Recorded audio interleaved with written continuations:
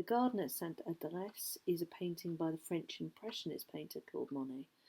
It's about 40 by 50 inches. It was acquired by the Metropolitan Museum of Art in around mid 60s, and it's really beautiful and it's really worth seeing up close. Um, Monet spent the summer in 1867 in this resort town, Saint Adresse, which is on the English Channel. It's near Le Havre. Um, and it was there in the garden that he got this view of Honfleur on the horizon. And it's beautifully painted.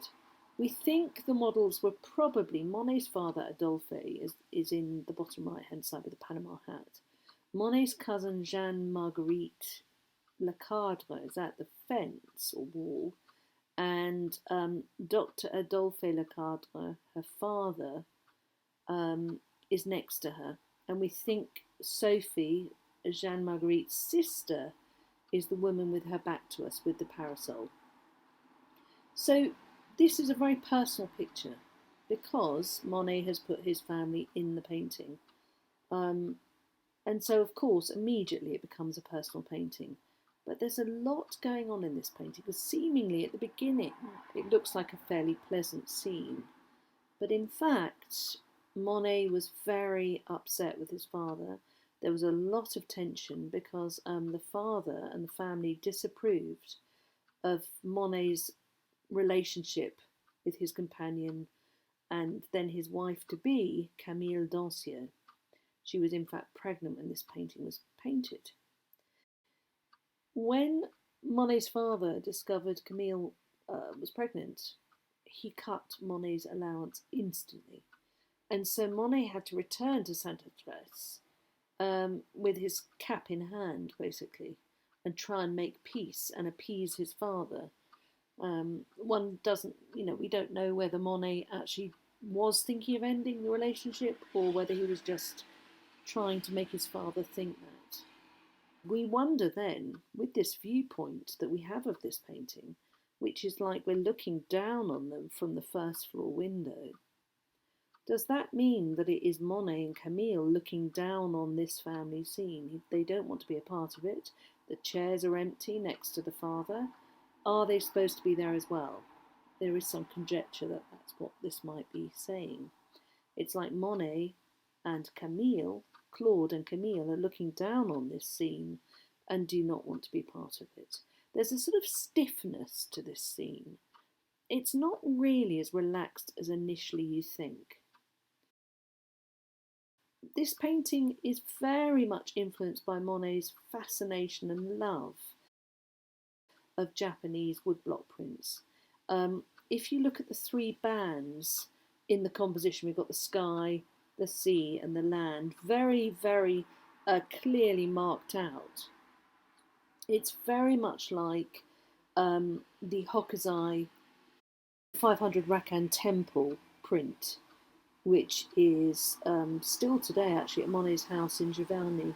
And it was one of Monet's treasured possessions. And you can see, now I've put the picture up for you, there's such an interesting connection and comparison between the two pictures.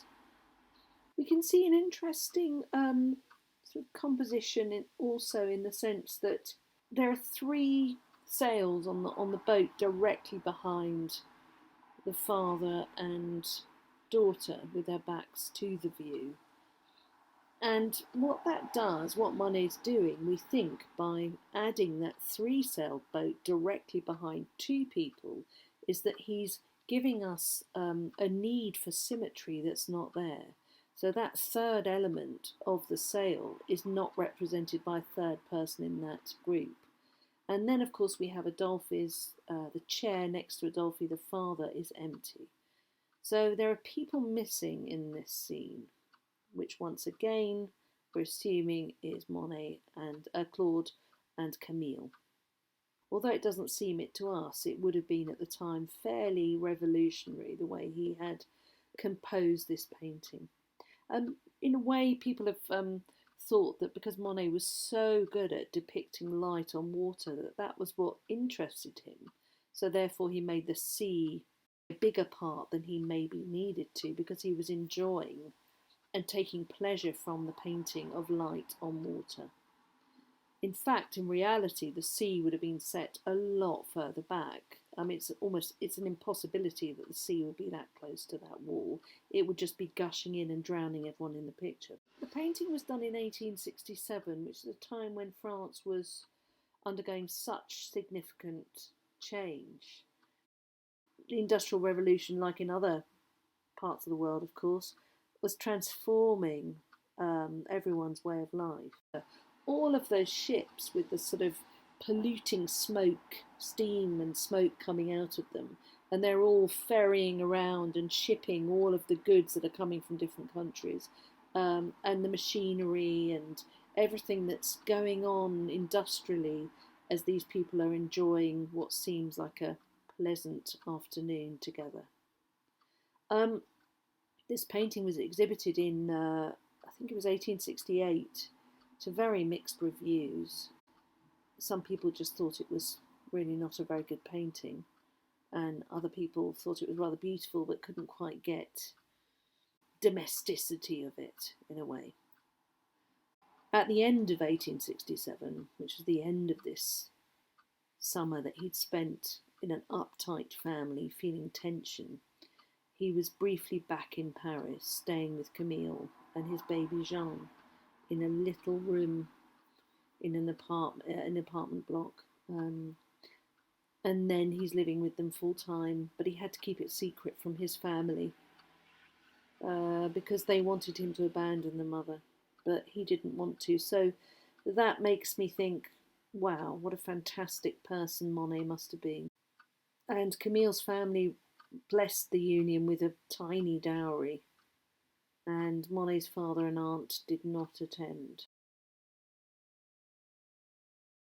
It's interesting because this painting has such a, I mean, it's beautifully painted, but it's so much tighter than the pictures that came before this and the pictures that came after this. That looseness and joy that Monet found in painting, or gave us in looking at his paintings, is not apparent in this. Although it is beautifully painted, it doesn't fill you with a sense of freedom and joy that you can get from his other paintings. This is a very formal, well executed painting with a lot of control in it, but also Monet was totally capable of being really expressive and really able to explore colour and movement and mark making and depth. He was so versatile, and he's well worth looking at as an artist to see the wide, amazing variety of work he produced over his lifetime.